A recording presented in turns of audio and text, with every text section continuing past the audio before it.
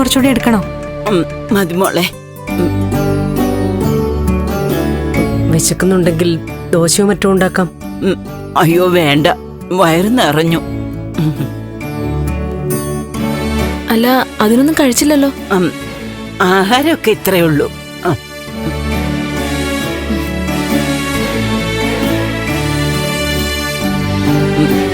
വയ്യാത്തോണ്ടാട്ടോ ഇങ്ങനെ മാഡത്തിന്റെ മുമ്പിൽ ഇരിക്കുന്നേ. അയ്യോ, അതൊന്നും സാരമില്ല. സത്യം പറഞ്ഞ കരച്ചില് വരും. നിങ്ങളെ പോലുള്ളവരുടെ വലിയ വലിയ വീട്ടില് ഇതുപോലൊന്നും അല്ല. വീട്ടിൽ കയറ്റത്തില്ല. ഇങ്ങനെ ഇരുത്തി ആഹാരം തരാറില്ല. ദൈവാനുഗ്രഹം ഉണ്ടാവും നിങ്ങൾക്ക്.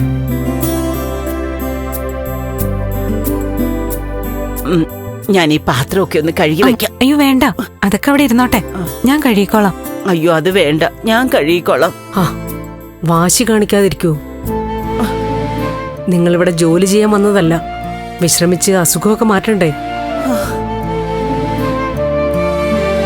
അയ്യോ, ഞാനൊരു സ്വപ്നം കാണുകയാണോന്നോ എന്റെ സംശയം. ജീവിതത്തിൽ ഇന്നേ വരെ അനുഭവിച്ചിട്ടില്ലാത്ത കാര്യങ്ങളാ ഇന്നിപ്പോ എനിക്ക് കിട്ടുന്നേ. രാധാമണി അമ്മയ്ക്ക് വീടും വീട്ടുകാരൊന്നും ഇല്ലേ? ഉണ്ട്, വീട്ടുകാരും ഉണ്ട്. പക്ഷെ ആർക്കും എന്നെ വേണ്ട. ഓ,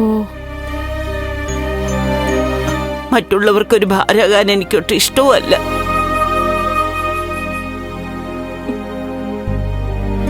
മോനും മറ്റുള്ളവർക്കും ഒന്നും എന്നെ വേണ്ടെന്ന് തോന്നി തുടങ്ങിയപ്പോ ഞാൻ മെല്ലെ വീട്ടിൽ നിന്ന് ഇറങ്ങി.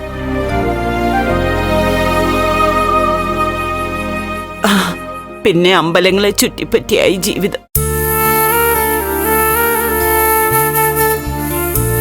അവിടെ വരുന്ന ആൾക്കാരുടെ ഔദാര്യത്തിലൊക്കെ ആഹാരം കഴിച്ചു. അമ്പലത്തിലെ വഴിപാട് ചോറും പ്രസാദവും ഒക്കെ വിശപ്പടക്കാൻ സഹായിച്ചു.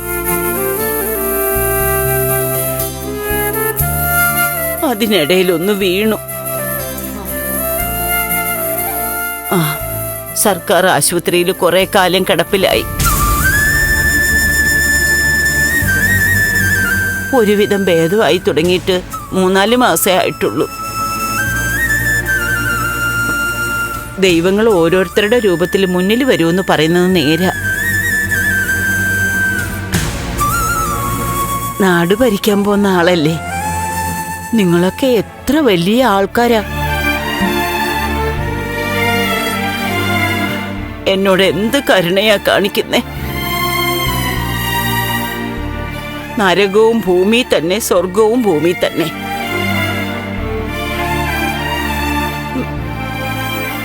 ഇന്ന് കുഞ്ഞിന്റെ കാറ് മുട്ടിയത് എന്റെ കുഴപ്പം കൊണ്ടാ. പക്ഷെ എന്നെ കുറ്റപ്പെടുത്തിയില്ല. പകരെന്താ ചികിത്സയും തന്ന് എന്നെ വീട്ടിലേക്കും കൊണ്ടുവന്നു. സ്വർഗം ഭൂമി തന്നെ. ഏതായാലും അധികം സംസാരിക്കണ്ട. രാധാമണിക്ക് നല്ല ക്ഷീണമുണ്ട്. നല്ല പോലെ ആഹാരമൊക്കെ കഴിച്ച് സന്തോഷമായിട്ട് കുറച്ച് വിശ്രമിക്കേ. ഓ, ബാക്കി എന്ത് വേണമെന്ന് പിന്നെ ചിന്തിക്കാം. ഞാനൊരു ബുദ്ധിമുട്ടായി എന്നെനിക്കറിയാം. എന്നാലും ഇനിയെല്ലാം ഇവിടെ പറയും പോലെ.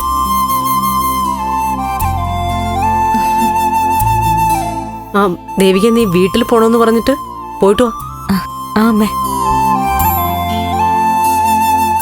സത്യപ്രതിജ്ഞ കഴിഞ്ഞ ശേഷം അച്ഛനെ അമ്മയും കണ്ടിട്ടില്ല. പോയിട്ട് വരാം. വേണം മോളെ. അച്ഛനും അമ്മയും തന്നെയാ ആദ്യത്തെ ദൈവങ്ങള്.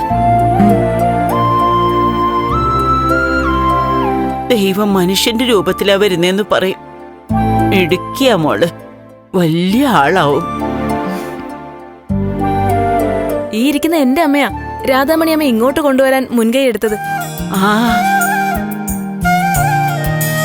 അതെ, അമ്മ പറഞ്ഞതാ രാധാമണി അമ്മ ഒറ്റയ്ക്ക് വിടണ്ടാന്ന്. ഞാനൊന്ന് ചെല്ലട്ടെ.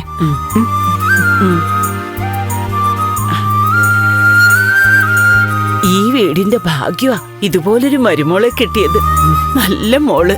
ഓ, ഇനി അധികം സംസാരിക്കണ്ട. ചെന്ന് കിടന്നോ, കഴിക്കാറാവുമ്പോ വിളിക്കാം. ഓ, രജനി, ഇങ്ങനൊരമ്മ. എല്ലാ വീട്ടിലും മക്കൾ ഇങ്ങനെയൊക്കെ തന്നെയല്ലേ?